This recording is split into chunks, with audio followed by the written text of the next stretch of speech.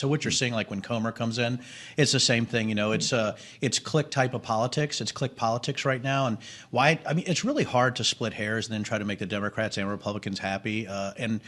Somebody who actually read the Mueller report, I know that's nuts, but somebody who actually did it, I need to read the whole Her report. But when you try to actually split the middle, or you want to create a narrative on somebody's age or memory, at that level and then not charge at the same time, I really don't know what they were trying to do. When it's the law, it's either illegal or not. Maybe just talk about intent, but it's not surprising to me that it's shockingly partisan today. His line, I needed to show my work, Denver. The question, of course, why would you go there? Why would you even characterize his memory or his physical ability? You're not a doctor. Did he make the case for why?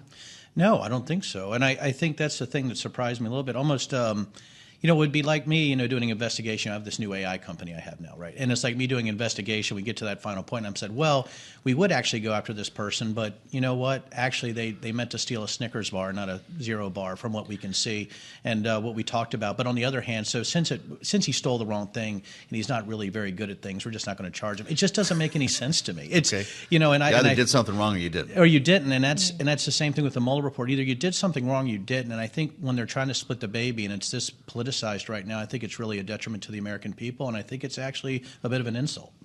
Well, of course, doing the business of the American people is what Congress was elected to do. They are literally representatives of each of their districts. So when we think about the business, they're doing hearings like this. They are potentially going to be voting on a TikTok bill tomorrow that would see it banned if ByteDance doesn't divest it. And then on the 22nd, they're going to try to fund the rest of the government, the hard parts of the government to fund, including Homeland Security, the Defense Department. Mm-hmm. Is their work working? Are you confident that they're going to be able to do those next 6 appropriations bills when they're also doing things like we're seeing today? The short answer is no. I'm not very confident. And, for instance, when I know some of these representatives actually trying to, I would say, ferret through the TikTok technology or what it actually means to actually ban TikTok or looking at other types of things, I don't know if they're behind the door actually talking about what other type of operations look with that type of technology. When you talk about information operations or radicalization, I don't even think they have the ability to digest it. I don't think they have the intelligence to do so. I think when you're looking at the other bills, it's become so partisan. And now what do we have, a 1 or 2 seat separation, maybe 3 seat separation based on who shows up that day? Let me tell you, I think it's going to be a knockdown, drag out, and I think you're going to see the screamers and the partisans really coming to play, and I think it's going to be literally insane for a lot of the sane to watch them. I want you to tell us what happened with this TikTok thing, because 6 months ago it was quiet, it was crickets. There was this massive effort to block the talk. We're going to ban it. There were 4 different bills, Democrats and Republicans acting like they liked each other. And then they hired lobbyists and dumped millions of dollars on the district, and the story went away. That in itself is a story, if you ask me. But how did it come back? Well, it's an election year. So, with election year, there's probably some polling going on or things like that, or they're getting constituent calls, but also you have lobbyists on both sides. I mean, you think about TikTok going away, how does that open up the market for other competitors? Number one. Ask Donald Trump. Yeah, Ask Donald Meta. Trump. That was Absolutely. the word yesterday. This is about finances. This is about actually pay to play. This is rent seeking, right? So that's what you're actually gosh, I'm being very blunt here. I apologize. That's why we asked. But that's what's happening right now. The thing when you're talking about TikTok, I despise parts of TikTok based on the fact I was in information warfare. Sure. I sort of do that today, right, with the company that we have when you're talking about it. And I've told people that information war is the forever war. When you're looking at TikTok, there's other things I would rather do to look at TikTok for data purposes and information rather than totally ban it. I think, again, but that's nuance. Now you're talking about, you actually have to have Republicans and Democrats talking to experts in the technical field on the nuance of the specific bill. And nuance is not part of this tribalism that's going on today. It's like, how many sticks can I bang together and run through the woods and scream, painted in bizarre earth paints. That's really what they're doing. And so that's what you're seeing right now is you're seeing a massive lobby flow coming in that's actually trying to dictate one way or the other where Democrats or Republicans are going to go in the TikTok situation. Well, and of course, they in the House will have a chance to vote on this measure tomorrow. That's the working plan. This goes to the floor on Wednesday. The Senate, though, seems much more in question. And some of what you're hearing from senators who seem more reluctant about this particular legislation are concerns around maybe the First Amendment on constitutionality. Also, the fact that this is a private company specifically being called out in a piece of legislation. Are those concerns warranted? Well, the thing is, if you're banning TikTok, what does that do to Facebook? The senators, the Senate's showing some nuance right now.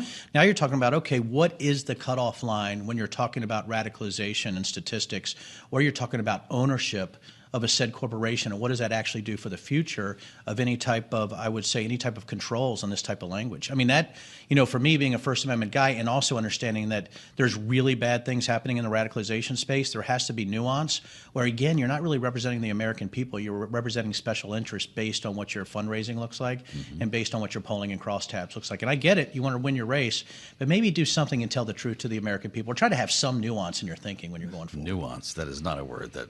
No, I don't even know if they know how to Understood spell here. that. Yeah, that it's like is likely NEWANCE or something. That's how they spell it in Congress. As we spend time with someone who knows, the former Congressman Denver Riggleman is with us here on Balance of Power. We're going to spend time later today with the president of Poland on the later edition of Balance of Power. He's meeting with Speaker Mike Johnson right now. The matter of Ukraine, of course, is what they're talking about. What does Mike Johnson say to a foreign head of state like this, coming with an ask when there is absolutely no answer? He's dancing on eggshells right now, and what he's trying to do is use a lot of big syllable words to say nothing. That's what's happening behind closed doors right now. And, I wonder, Mike Johnson has got to have, I don't want to say this in a really a come to Jesus on what's going on in Ukraine. And I think Poland can help him with that.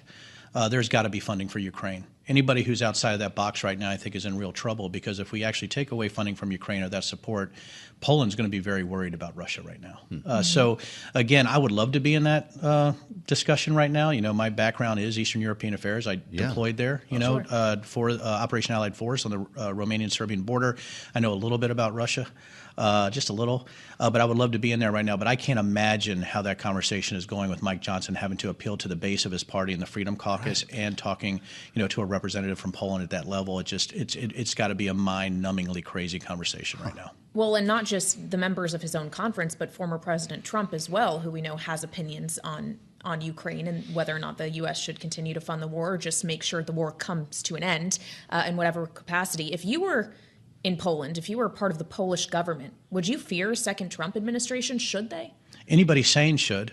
Yeah, and I would say that the head of the Freedom Caucus is in Mar-a-Lago, by the way. So, that's really what we got. And I would say that the speaker actually go to Mar-a-Lago before he actually makes any decision going forward, because President Trump is the nominee for the presidential race in 2024 and could possibly win.